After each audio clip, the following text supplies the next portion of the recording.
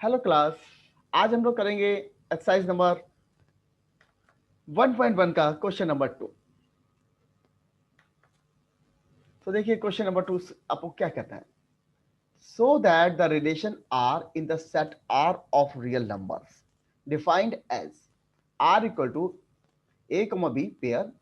Condition is what? A is always less than or equal to b square, is neither reflexive nor symmetric nor transitive. देखो set क्या है हमारे पास? Real number है, means all numbers are available to us. तो जो हमारे पास relation है वो सेट आर में है, set R of real numbers. All real numbers आपस अवेलेबल है। From minus infinity to plus infinity you have all real numbers available to you, right. हमें इस रिलेशन को बनाना है तो सबसे पहले हम चेक करते हैं रिफ्लेक्सिव के लिए कि फंक्शन हमारा रिफ्लेक्सिव है या नहीं है। तो रिफ्लेक्सिव के लिए देखिए हम क्या करते हैं, कंडीशन क्या है हमारे पास। कंडीशन से बहुत सिंपल सी है। यदि a comma a belong to relation, okay, यदि a कॉमा a यहाँ पर रिलेशन को बिलोंग करता है तो क्या होता है, ये कंडीशन को सेटिस्फाई करेगा। a b, यदि a is less than equal to b square means a is less than or equal to a square, right. अब यहां पर ले लें हम a की वैल्यू ले लेते हैं। सपोज करो put a equal to half, a की वैल्यू मैं हाफ ले लेता हूं तो क्या होगा देखो, 1/2 is less than or equal to 1/2 square, that is you can say 1/2 is less than or equal to 1/4. See, this is not possible, this is wrong. So a is not less than or equal to a square, so this condition is also not true. This condition is not true, it means the function is not reflexive, not reflexive.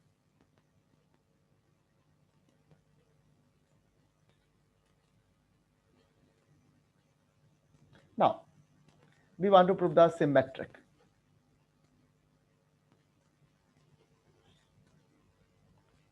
To prove the symmetric, just I want to say that suppose a comma b element belong to R, okay, a comma b element belong to R implies that here यदि A B यदि ये belong करता है, इसको relation को belong करता है तो मीन्स ये ट्रू है हमारे पास कि ए की वैल्यू जो है बी स्क्वायर से कम है। ऑलराइट, अब ए की वैल्यू यदि बी स्क्वायर से कम है तो क्या हमारे पास हम इसे लिख सकते हैं कि बी स्क्वायर की वैल्यू जो है हमारे पास ए से ज्यादा है। ये भी सही है, we can write down this one. So we say that here B is what, square हटा दें हम यहाँ पर, तो we is greater than. So ये जो वैल्यू है हमारे पास B square is greater than equal to 1 है हमारे पास, बट इसकी वैल्यू जो है we can't have this one कि बी की वैल्यू जो है हमारे पास ए स्क्वायर से कम हो जाए। तो it is not possible that B की वैल्यू जो है हमारे पास ए स्क्वायर से कम हो जाए। So we say that B comma A does not belong to R, so function is not symmetric.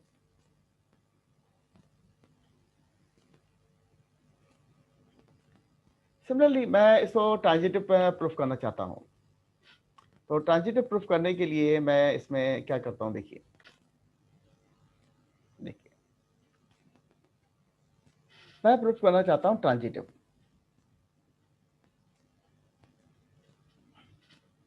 Transitive proof करने के लिए चाहिए क्या होता है हमारे पास, कंडीशन ये होती है कि यदि a comma b belong to r and b comma c belong to r implies that a comma c also belong to r, ये कंडीशन चाहिए। तो लेफ्ट हैंड साइड ही चलते हैं। देखिए ये हम यहाँ क्या रहे हैं, a comma b belong to r implies that and b comma c belong to r implies that what, a is less than or equal to b square and b is less than or equal to c square. Okay, fine. अब हमारे पास देखिए B square है, हमारे पास B है less than सी square दे रखा है हमारे पास, दे रखा है हमारे पास।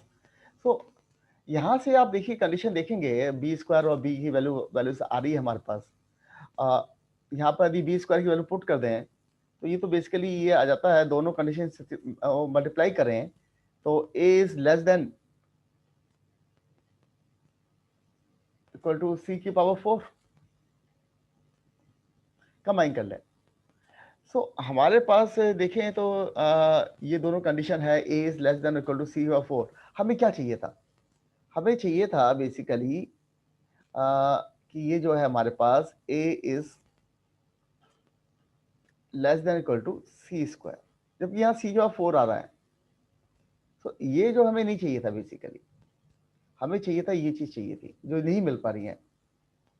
अब A is not less than equal to C square नहीं आ रहा है हमारे पास, तो फंक्शन क्या आ रहा है? देखो function is not transitive.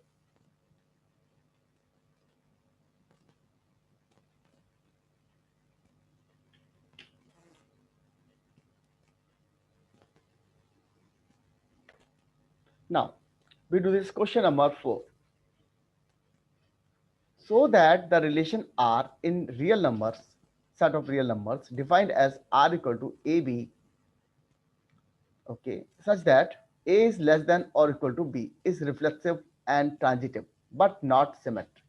Okay, देखो रिफ्लेक्सिव हमें प्रूफ करना है। देखो रिफ्लेक्सिव प्रूफ करने के लिए हमें क्या चीज चाहिए? कंडीशन क्या होती है कि यदि A comma A belong to R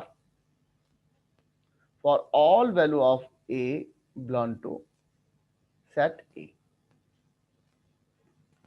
यहां पर देखिए कैसे कंडीशन दे रखी है। यदि A कॉमा A को हम यहां पर बिलोंग कर लें तो क्या इंप्लाइज करता है? Belong to R। ये इंप्लाइज करता है कि A इज लेस देन और equal to A। Yes, A is always less than or equal to A. A is always equal to A. True.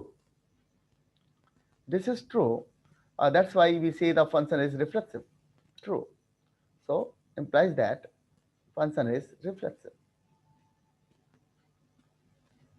Okay. Now we are going to check the symmetric.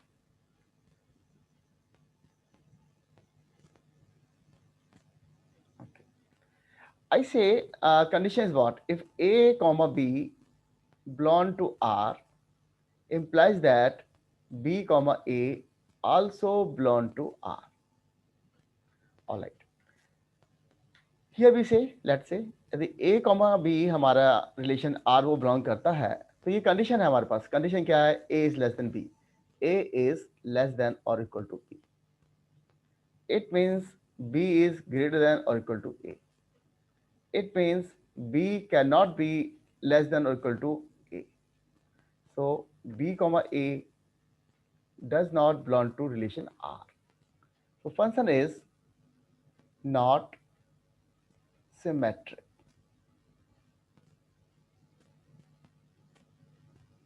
Okay आपने देखा कि function हमारा reflexive भी हो गया और not symmetric भी हो गया। ट्रांजिटिव हमें और चेक करना है।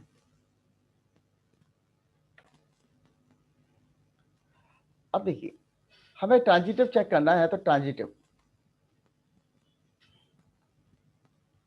के लिए कंडीशन क्या आएगी भाई? यदि A B belong to R, relation को बिलोंग करता है, and B comma C belong to relation R, implies that A comma C also belong to relation R. देखो ये बी इज कैच, देखो ये दोनों एलिमेंट सेम होने चाहिए।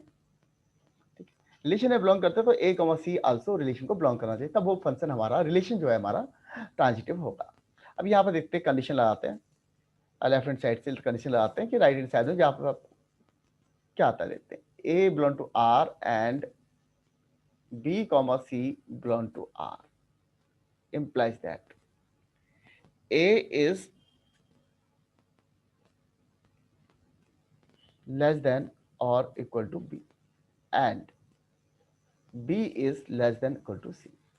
देखो A जो है B से छोटा है और B जो है C से छोटा है, इसका मतलब A जो है हमारा C से छोटा है।